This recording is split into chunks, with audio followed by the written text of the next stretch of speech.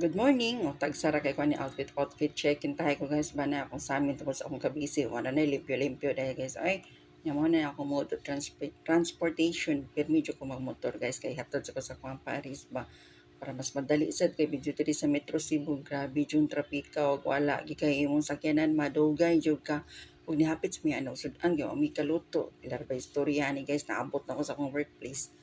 Kay mga estimated mga 20 minutes naman siguro gikan sa mo ang puy-anan guys, mga 20 minutes ra ang biyahe padung dito sa akong gitrabahoan.